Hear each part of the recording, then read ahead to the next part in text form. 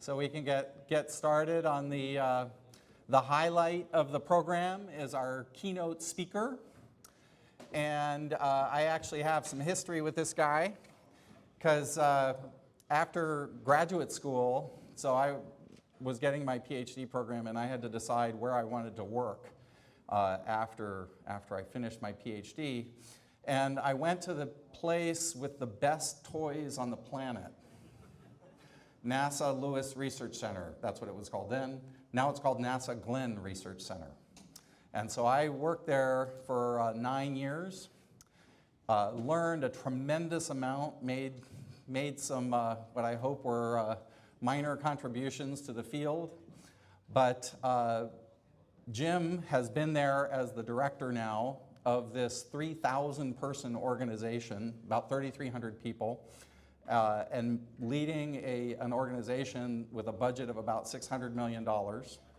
So pretty large research organization focused on aerospace, propulsion, and power.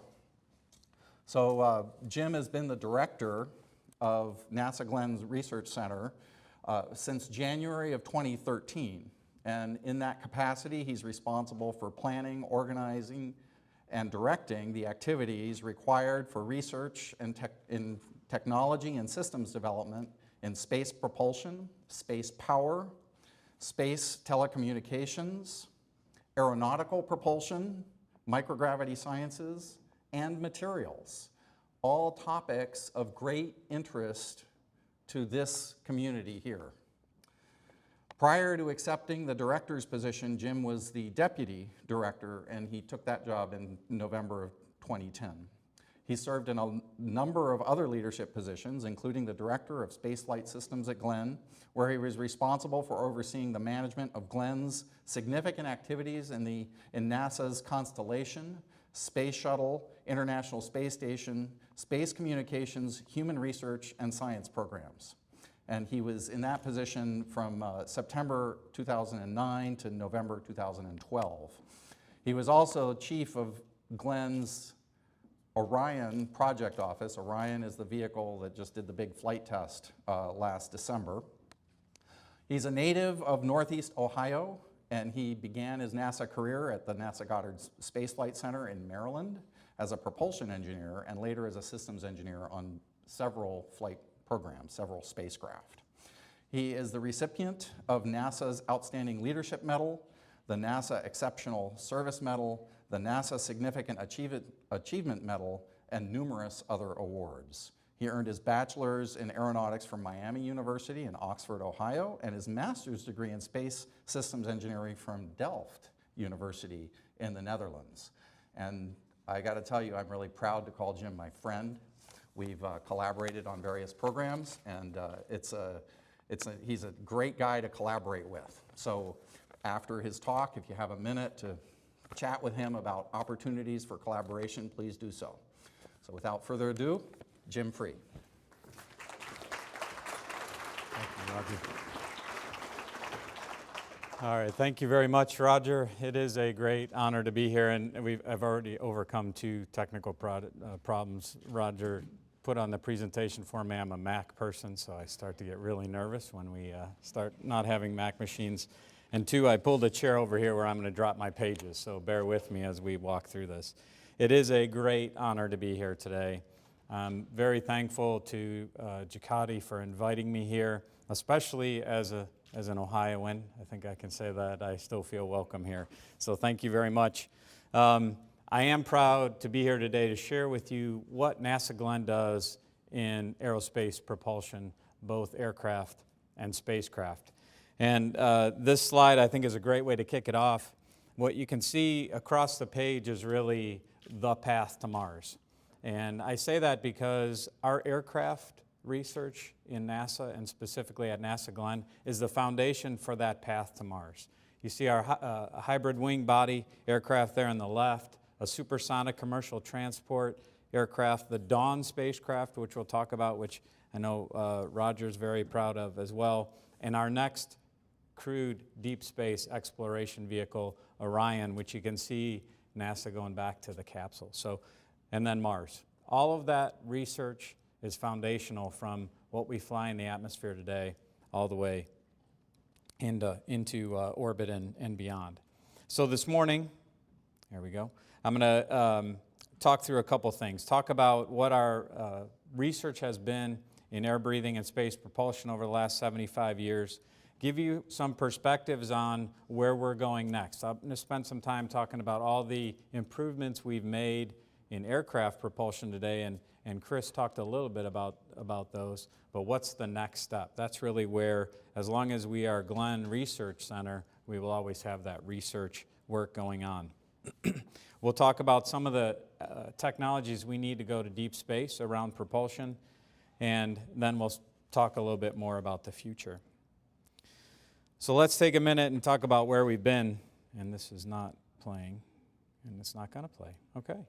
So this is a great video that didn't work out to be played here, but this is, it doesn't have sound either, so I'll walk you through. It's a great video of the Wright Flyer in France in 1908. And you think in 107 years how far we've come as a nation in flight. And you saw some of what Chris had talked about what Boeing has done. You talk about the numbers of aircraft flying worldwide, this in 107 years since this flight in France. But let me start with the story, because I'm going to talk a lot about NASA Glenn here today. And I have the opportunity, I'll say it that way, to brief a lot of congressional members in my current job. It's part of what I get to do. And I always start with some way to calibrate them of, who is NASA Glenn? So I'll relate it to something that hits home here to Boeing. So in November of 2012, a 747-8 lost 3 engines in flight. And obviously a bad day. Dropped altitude and regained the engines, started the engines again. And the reason that those engines failed was ice crystal buildup inside the engine, blocking the airflow, shutting the engines down. At that time, there had been about 150 events in flight, and none of them were really well understood. The pilots weren't flying through a storm. They actually, for the most part, had avoided the storm and were well around it, and there was nothing on the weather radar. What has been found out was it's actually ice crystals that the weather radar can't resolve. Who figured that out? NASA Glenn did. So now we need to know how to model it. So we figured out how to model it, and we took one of our test facilities where we test engines today, where we can go from 0 to 90,000 feet and up to Mach 6, and we modified that facility with a spray bar where we can actually get those ice crystals to form, get them to build up in the engine, and give data back to engine manufacturers like General Electric, who had this particular problem. And General Electric just had a press release about a month ago after they finished about 11 months of testing in our tunnel. And those aircraft can now be put back on the routes, primarily South Pacific routes where this is happening. And other engine manufacturers can now come and test at NASA Glenn. And we have the computational tools and the modeling to predict it for them before any aircraft are lost. That's just one aspect of who NASA Glenn is. So Roger talked a little bit about our numbers. So we are located in Cleveland, Ohio. We have 2 campuses. One is called Lewis Field. Roger mentioned it used to be, the whole place used to be called Lewis Research Center. As you can imagine, we had a famous Ohioan named John Glenn, who it was renamed after. We have about 150 facilities, highly educated workforce, and highly technical workforce from a percentage perspective. We have a second campus that's about 50 miles away called the Plumbrook Station. You can see the outline of it there in the dark. We obviously don't take care of our land very well.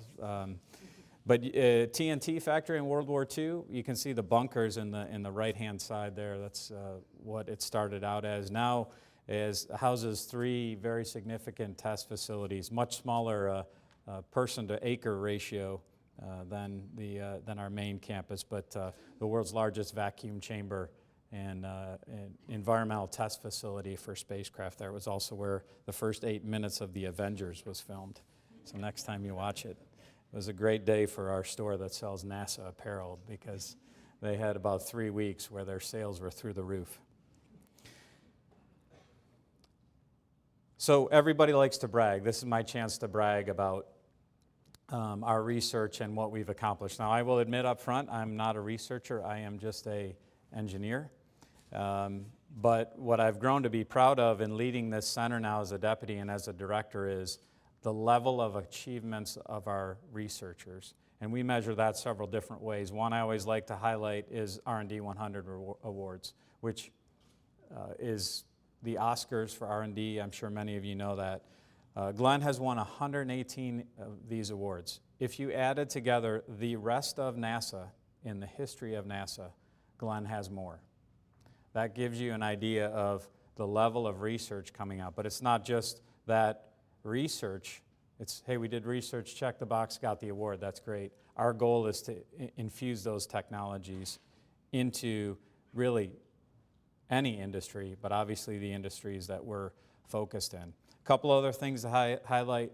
3 Collier trophies. I think you all know the level and the prestige associated with those. An Emmy. So if anybody has satellite TV at home or satellite radio in your car, it's because of NASA Glenn. Spot beam technology was formed and was proven by NASA Glenn in the CTS satellite in 1987. Patents, I did not show up to NASA to worry about IP management, but it's what we worry about today. And at patenting our technology and managing our IP and getting partners to use our IP is one way that we get dollars back to continue our research.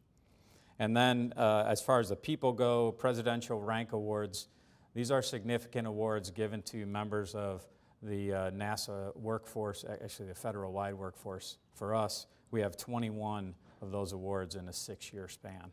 And since then, we've had about 7 more. So very significant for the level of people we have as well. Okay, so the history. So I'll start the history with that story part of the word history. If you go back to World War II, beginning days of World War II in the 40s, we were trying to catch up in air superiority. We were having trouble flying planes over the Himalayas because they were icing up. Dr. Bragg is well familiar with this. So 100 years ago, actually this year, NACA started. And part of NACA was a center in Cleveland called the Aircraft Engineering Engine Research Laboratory. And it was originally founded to improve the performance of engines. So how did we do that? Well, first, the B-29, added the turbocharging, the B-29, allowing for high-altitude flight, which, as many of you know, helped end the war. That first turbojet brought into NASA Lewis and tested in our tunnels by our engineers. That's where that hands-on work with aircraft engines first came about. Moving into the 50s, that work on engines continued, trying to increase performance, trying to increase efficiency, reduce noise. We moved into the space side of things. The first ion engine built at NASA Glenn. NASA Glenn became that leader for solar electric propulsion to be used in space. And we also began work in liquid hydrogen, and I'll talk a little bit more about where that took us in the coming decade as well. In the 60s, that focus on quieter, cleaner engines ported over to work in wind turbine design as well and operation. Actually, at the time, built several wind tunnels all over the world. And Hawaii looked a lot better than Cleveland in the wintertime, so they picked there as well. I talked about that work with hydrogen, getting liquid oxygen, liquid hydrogen to work together, to behave, to understand how to contain them, how to make those engines, was all handed to NASA Lewis basically with a bag of parts and said, we can't get this to work. NASA Lewis at the time turned it around to the Centaur rocket, Centaur upper stage. That is the most accomplished upper stage in our nation's history, used to launch multiple planetary payloads and nearly every national security payload that has been launched and continues to be launched today. And that first demonstration of solar electric propulsion in the ion engine in the CERT test. In the 70s, we all know where we were in the 70s relative to fuel economy. That's when the energy efficient engine program started at NASA Lewis, leading to what you know today that flies on the 777 and the GE90 and the Pratt & Whitney 4000. Continuing in the 70s is really a formative time in electric propulsion. Several advancements there, large ion engines being tested in our chambers like never before, up to 150 centimeters. You can stand next to these things. They're tremendous sets of achievements, leading to where we are today, some of the work that Roger worked on when he was at Lewis, and some I'll talk in a little bit. In the 80s, that efficiency carried over into what can we do for turboprops. We started looking at open rotor engines. You can see the engine up there, which actually flew on a DC-9, where you're looking at incredible efficiency jumps by up to 30%. A little bit of a noise problem, as you can imagine. But recently, about 2 years ago, we finished the test with GE looking at the open rotor again, looking at that blade and tip design to drop the noise to eventually try and get the efficiency we're looking for. In the 90s, really we went from the idea of a chevron nozzle, and many of you recognize these in a photo I'll show in a little bit, to increase the mixing on the back of the engine to drop the engine noise produced, and also eventually working towards further fuel savings. In the 90s, one of the really crown jewels of what we've done in ion propulsion, because it took us that next step further, was the N-Star engine, which flew on the Deep Space One spacecraft, and Roger, again, is very familiar with that. Really the first time we're flying ion engines of that size and power level. In the 2000s, the chevrons, you can see them there. I mentioned that a minute ago on the 787. They also are on the 747-8. Actually stood at the Paris Air Show with the chevrons on the 787 right where Lindbergh's wheel stop happened, and I took a really nice picture. This is an idea that, and we'll talk a little bit more, took too long to get to flight. We have to find a way to shorten that cycle time. I think everybody that's been up here has touched on that in some way, and I'll come back to it in a minute. Improvements in combustor design leading to 50% reductions in NOx emissions. 50%. The percentages here are just crazy. Where are we in 2010s? Well, we're looking at new supersonic designs. We're trying to figure out how can we fly supersonically but have a low sonic boom. We paid people to sit out in the desert and listen to the aircraft flying over to get what is the right level. We're doing wind tunnel testing, which you see there. The Dawn spacecraft, and I'll talk a little bit more about this later, about a month ago arrived in orbit around Ceres. So the first time we've been able to visit a body like that. And then working with our partners here at Aerojet Rocketdyne, just awarded a contract for the next phase of solar electric propulsion to continue the discoveries we have going forward. I'll talk some more about that in a minute. So how do we do this? Well, it's primarily through the research we do, but a lot of it has to do with the facilities that we have both at NASA Glenn and across NASA. These are some of the test facilities. I talked about our engine ice facility. Dr. Bragg's familiar with our airframe ice facility, which is actually the busiest wind tunnel in NASA. We're very familiar with how to fly in those kind of harsh environments. We have wind tunnels, some of the largest in the world, that are at Mach 3.5, Mach 4 we're pushing right now with some scramjet technologies. We have wind tunnels at NASA Langley, where we're looking at testing some of the engine effects that you can see in the upper right. You can imagine, we'll talk about those in a minute, with boundary layer changes. So really, we're trying to find a way to hit that efficiency mark. Airlines operate pretty small revenue margin, and anything we can buy them back in fuel. Chris talked about, while fuel's bottom out right now, If we can get a 1%, 2%, 3% efficiency in fuel with our engine designs, with our materials, with our technologies, that's really what we're trying to do to feed that back in to ultimately help the economy. So let's talk about some of those examples of technologies. The first thing I want to point out to you is the time scale on this. The idea starts in the 80s, and we're really getting those first flight tests in 2007, 2008. This is way too long. It's way too long. Now, there's some of that that's incompressible.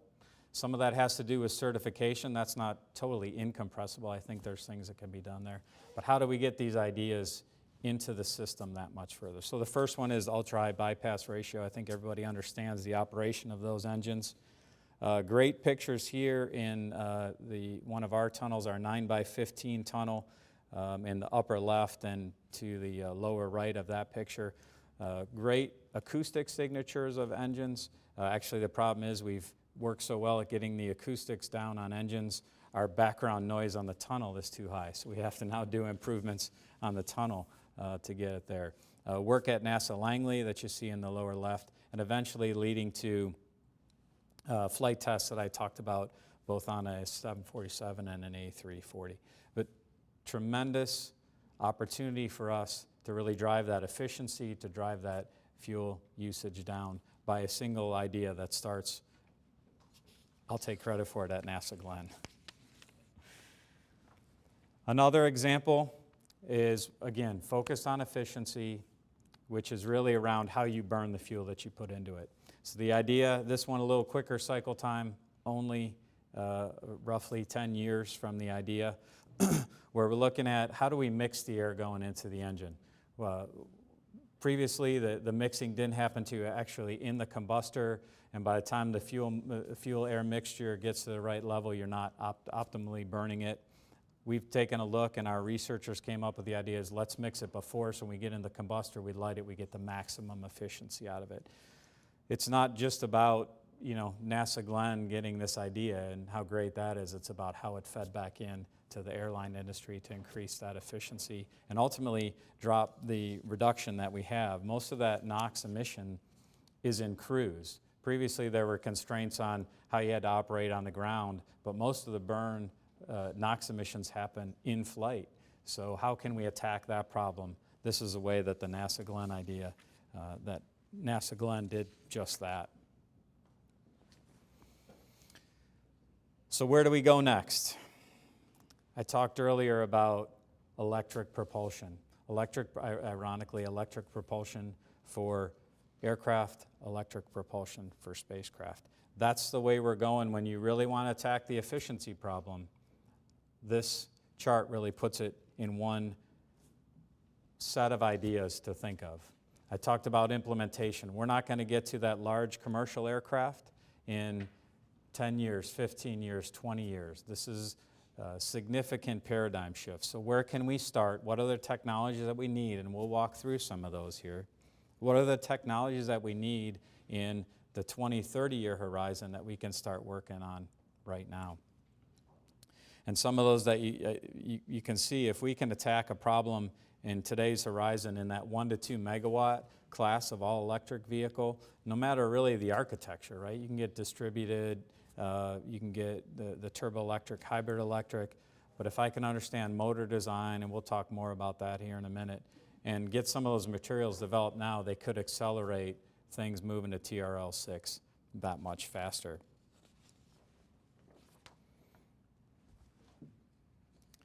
So what are the drivers? I continue to come back to what are the drivers to going for large aircraft? Well, first is that fewer emissions. More aircraft we're flying, Chris talked about it, 37,000 new aircraft. Air traffic demand in Asia skyrocketing. China's building 80 new airports by 2020. So we have to find a way to get past the NOx emissions, the harmful emissions, have to find a way to drive down that fuel price to make things more accessible for people to get around the world, make those tickets that much more affordable. Quieter flight, encroachment of communities on airports. That's where we've driven down the noise. I mean, I remember growing up, going to the airport, watching the planes, thinking, wow, that was really loud as it went over. Anybody that ever heard some of those early aircraft fly, or even an aircraft like an F-4 fly, pretty uncomfortable. You're driving down the noise for the community, but also passenger comfort as well. Chris talked about active noise cancellation. Energy conservation. We have to come up with an architecture that isn't optimized. I build the most efficient plane, but my carbon footprint to build that plane is just not sustainable. It's looking at the entire process. Keep that reliability up. High reliability is key to, as Chris talked about as well, to delivering those products that people need to keep things flying. There's been success in the all-electric general aviation aircraft and UAVs. We're trying to build on that, get those technology advances to continue to push us out to the large commercial that I talked about earlier. And it's really NASA's job to do just that. It's our job to take the technologies, to take on the things that aren't necessarily commercially viable yet, but infuse those. That's where our investment, that's where our expertise, that's where our time should be spent. But we don't do it alone. They're usually in collaboration with industry. On the earlier slides, I talked about the connections with industry to fly things like geared turbofan, to actually give us hardware to test in our wind tunnels. Those collaborations are key.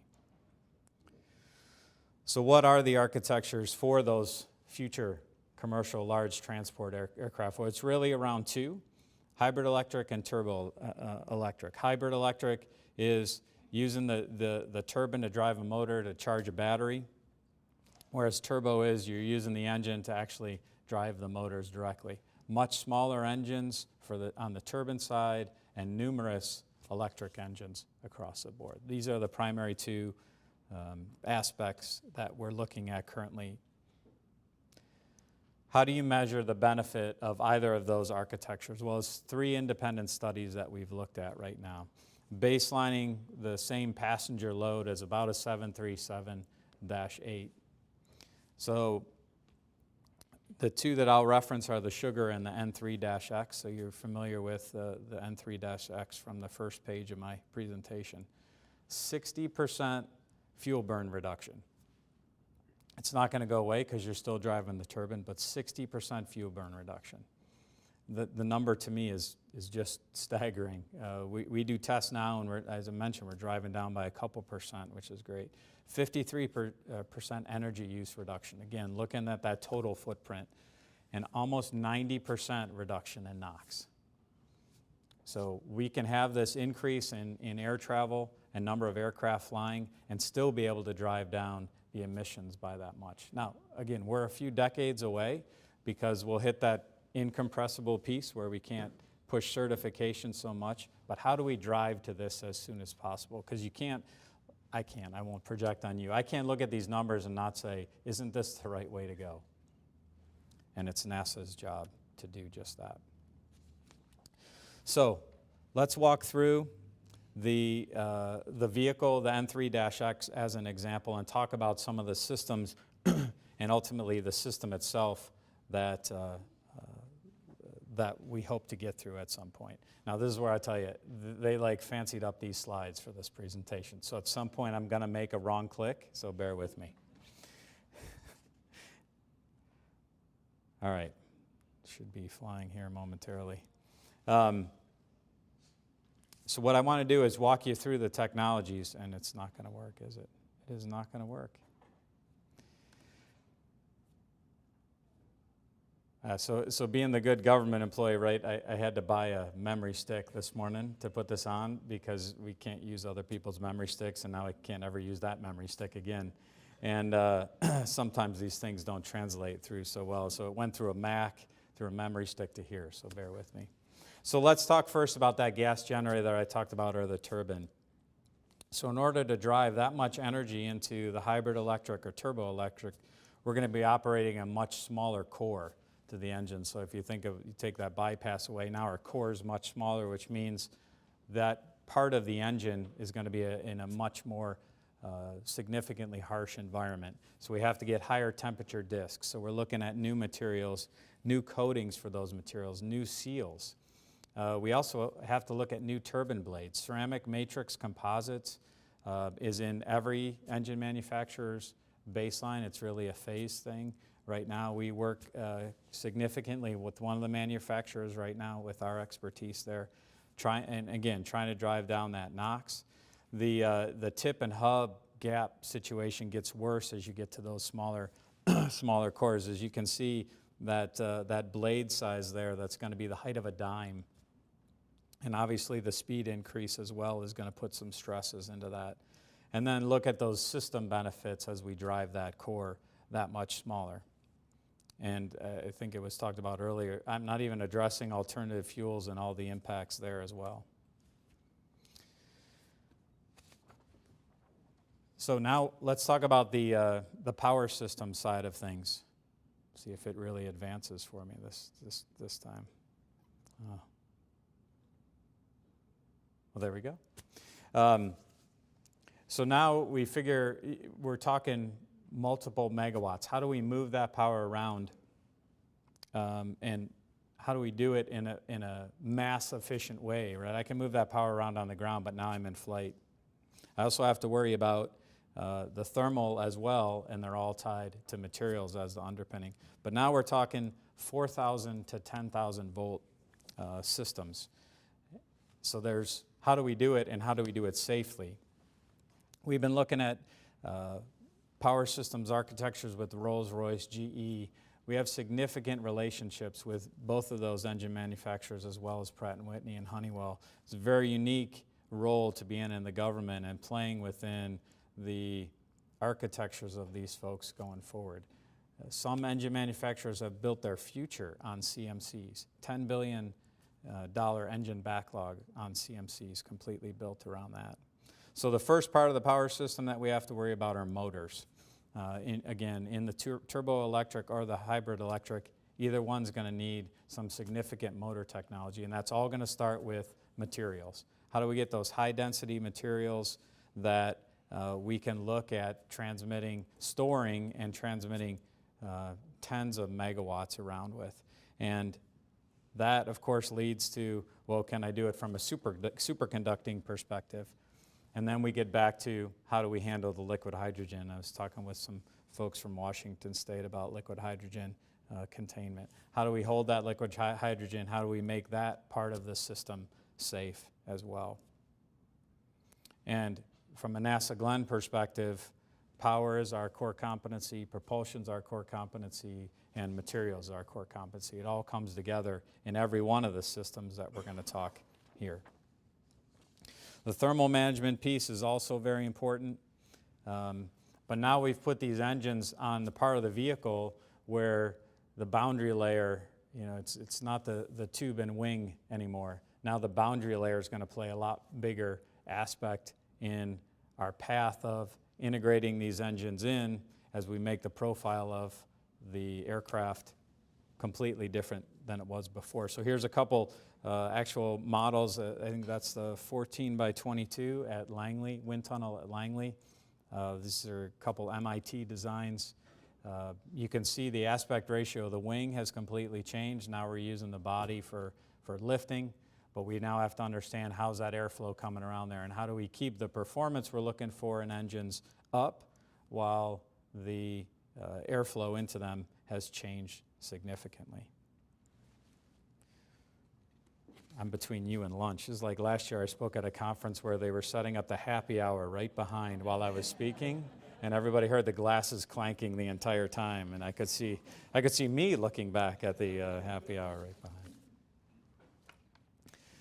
Then it's back to low noise. So now we've changed where we put these on the system.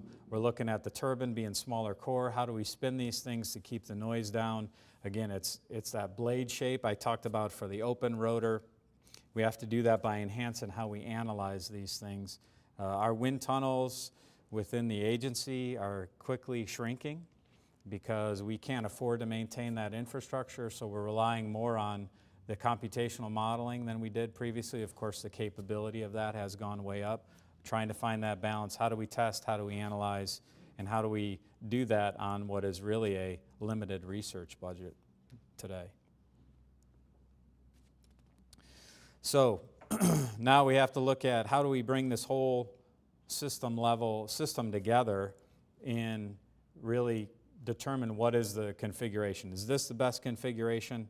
We don't know, but we now have this incredibly complex power system that's going to play with the operation of the rest of the vehicle from a thermal management perspective. I think Chris also put it right. It's kind of flying away from the rest of the world, standing alone. And now we've put liquid hydrogen on it, high voltage, but other than that, things are pretty safe, right? So, so modeling that system, testing it in facilities that can handle liquid hydrogen with high voltage, that's what NASA Glenn is very uniquely positioned to do. So our job, again, is to integrate all those vehicle concepts together. That's what NASA does in concert with industry, and determine those design requirements, that trade space that we need to work within to meet the needs of the industry as it moves forward. When we're looking at large commercial in 20, 30 years, how do we back that into building the needs today? Is there some smaller step to get us there that works with the commercial aircraft providers, that works with general aviation? Again, trying to bring all that together under one roof. Okay, so Roger gave me that very nice introduction. I'm suddenly at the part in the presentation where a space guy feels very comfortable. Growing up on the space side, 5 years ago when I became the deputy, I was like, oh, my undergrad's in aeronautics. I guess I have to crack those books again. Haven't done that in a few years. So let's talk about space exploration, space propulsion right now. Space power, energy storage, the conversion of that power, that's right in the sweet spot of NASA Glenn. And as I mentioned, we've been leading that development since the 1950s when we built that first ion engine and that first operational test of the CERT system. We've had many successful ground tests and flight tests since then. As a matter of fact, all the commercial spacecraft that operate at geosynchronous today have electric propulsion on them, just at a lower power level. But we need to now take that power level higher in both the ion engines and Hall thrusters as well, and I'll come back to that for a minute. But those move really slow. So we're also looking at technology to take us further, both humans with nuclear propulsion, nuclear electric, and radioisotope propulsion as well. So why should we use that? Well, highly efficient. So we're talking about a technology that ionizes xenon gas, throws it out the back of an engine roughly at 30 kilometers per second. Significant performance improvement, around the order of 10 to 12 times greater than a typical chemical thruster. It's also volumetrically more efficient as well. And that's done, as I just mentioned, through Hall effect thrusters or an ion engine, a gridded ion engine, which is the Deep Space One mission that I mentioned earlier. Once we get this highly efficient propulsion, now we're carrying less mass into orbit, which means we may be able to drop our mission cost because we can drop a launch vehicle, which launch vehicle, when you drop from a larger to a smaller launch vehicle, can be on the order of $100 to $150 million drop that you just made by this enabling technology. And you also have then the opportunity to deliver more mass really to where you want to go. And let's see. Did I just do the same one? There we go. So I mentioned the Dawn spacecraft earlier. Launched in 2007, it arrived at its first destination a few years after that. So the thrust of these engines is about the mass of 2 sheets of paper. So a little bit different than the chemical systems, but still incredibly, you trade off the efficiency versus the time it takes to get there. So we're not going to put humans on these type of electric propulsion systems unless they're humans that just, we want to go slow and far. But what we can do is uniquely position cargo for those human missions, and I'll talk a little bit more about that. But we're very proud of the Dawn spacecraft. I mentioned it just went into orbit around Ceres. Significant milestone. As a matter of fact, we tested one of a similar Dawn engine at NASA Glenn for over 50,000 hours of life. These things have to fire for tens of thousands of hours, 50,000 hours, and actually came up with a pretty unique system to recover the xenon as well. If you all know about the cost of xenon today, it's pretty significant. So in partnership with Aerojet Rocketdyne, we did that. And many of you know that solar electric propulsion is actually part of the TIE fighter in Star Wars, but we actually are a little bit beyond science fiction these days. Okay. And that blue glow that you see in the TIE fighter but is actually the ionization of the gas out the back. That Dawn spacecraft really proves that we can use this propulsion to get to multiple destinations and get tremendous science that's not been enabled before. Some of the other examples we've had recently is a partnership with the Aerospace Corporation. This is an ion engine that has a little bit higher performance than the Hall effect, so you really trade the performance and delta in thrust level and system complexity, and significant progress out at Aerospace Corporation. And we'll continue testing this month. But what's unique about it, is that this is being considered for some pretty significant missions, both within NASA and DoD right now. And I'll talk more about the award that I mentioned that Aerojet had just recently won. Other developments are around the Hall effect thrusters. Again, part of the solar electric propulsion family. They fly on commercial missions today, but now we're talking power levels about 12 kilowatts for a single engine, which means we have to generate that power too, which is advanced solar arrays. But these engines, again, partnerships with industry, we've eliminated erosion in these engines. So the amount of xenon you can pump through here, you figure these will be firing for 2 years to get on some of the missions that NASA's set us on. The Asteroid Mission that I talked about, very ambitious. Go get an asteroid. It sounds a lot different, but you're going to go get an asteroid. It's already kind of in an Earth orbit, drag it back to the moon, and then let the crew go up and mine the asteroid. It helps push the crew system for deep space exploration and helps prove out this solar electric propulsion concept as well. I have to mention here too, this particular thruster that you see there is in one of our test facilities that we partner with Aerojet Rocketdyne quite a bit on. This is a facility that pumps about 1 million liters per second. That's the pumping rate. It pumps out if you hooked it up to the Empire State Building, in 5 minutes you will have completely evacuated the Empire State Building to around 10 to the minus 6. Pretty significant test facilities, and basically you're dumping about a bunch of xenon in, so you got to get it out. That's where it comes from. But these facilities don't exist anywhere in the world except NASA Glenn.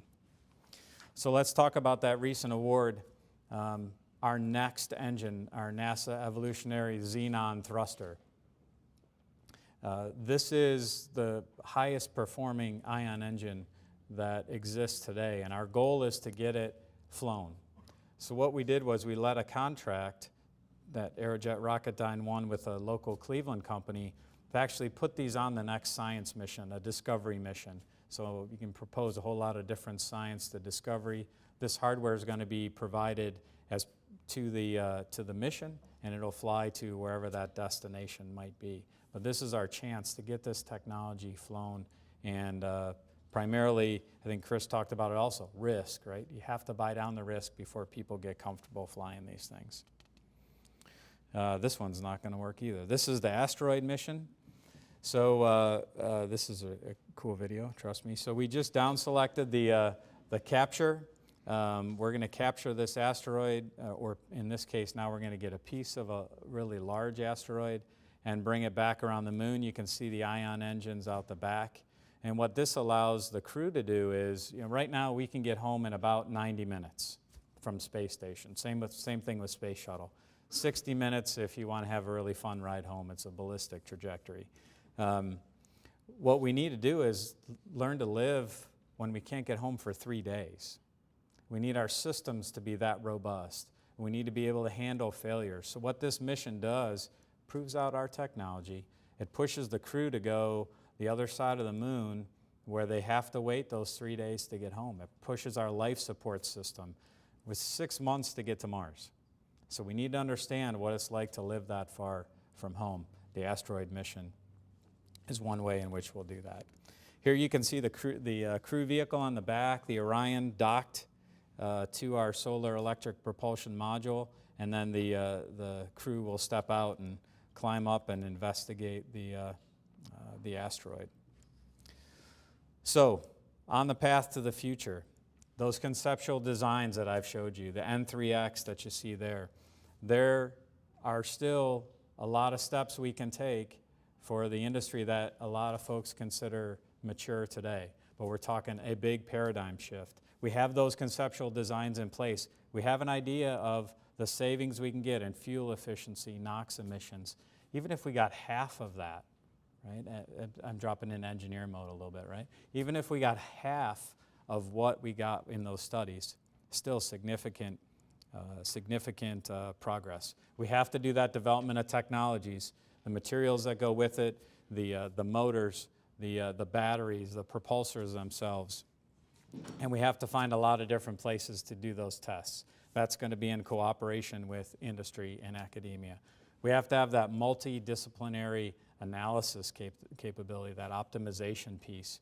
We don't just, these systems are so complex now, we have to model them that way. And we have to look at our path to get there. Our path is going to go through general aviation, through regional jets, through single aisle. That's the only way to get to those big vehicles that are pictured on the right. And where are we going in in-space propulsion? Well, a lot of folks feel that, NASA's wandered around since the space shuttle ended. I can tell you that we have not. The progress that we make every day on space station is putting us that step closer to deep space exploration. That's where we're headed. We've given over low Earth orbit to SpaceX, to orbital. That was part of our commercial space effort because there isn't a business case to go to Mars. There's the inspirational case that we go to Mars. There's what that feeds back into institutions like this.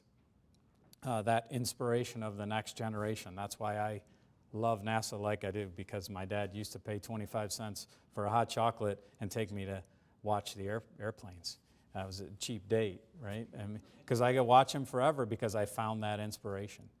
I saw people doing the things that I wanted to do, and we're doing that today on Space Station. We have Captain Scott Kelly that was launched for a 342-day mission. A year, everybody quibbles that it's not a year, but it's close enough. After about 6 months, it's going to feel like a year. Because we want to understand what happens to the human body. We want to understand how the effects on him and how he works, so that we know when we want to go to Mars and it takes 6 months to get there and get back, the effects that he's experiencing now. The technologies like solar electric propulsion are going to enable that asteroid mission, hopefully in 2020 or 2021. And it's got to be an affordable demo, and that's our job at NASA Glenn, because that's our responsibility with partners that we have in industry. So it has been a great honor to share what we do at NASA Glenn. And our mission at NASA, I'm first a NASA employee, is really about discovery, and the propulsion and power advancements that we make affect what we all experience every single day, and will enable those discoveries for some time. And we do that through our employees, who I'm very proud of at their innovation and dedication through, frankly, some tough times when you see the government getting shut down and our budget changes literally 3 times a year. We still deliver things that make a difference to industry. And this is the 100th anniversary of NACA. Next year is the 75th anniversary of NASA Glenn. And literally every time you hear a plane go over, this is the speech I give to my neighbors. You hear a plane go over, You ride on a plane, your safety and your comfort and the efficiency with which you fly is all rooted in NASA. And our job is to inspire those future engineers and scientists to take our place. In my time at NASA is pretty limited. You get in these jobs and you spend a few years trying to make a difference. Dr. Bragg and I were talking about trying to get that momentum going, right? How do we get the momentum to keep things moving forward? That's my job. But it's organizations like this. I joked about being from Ohio. I'm a federal employee. My job is to make sure that the NASA technology and the NASA work affects what happens in all 50 states and to continue to advance the mission of JCATI and, frankly, the nation. So thank you so much for this kind invitation. I hope you enjoyed it, and I'd love to take some questions if we still have time.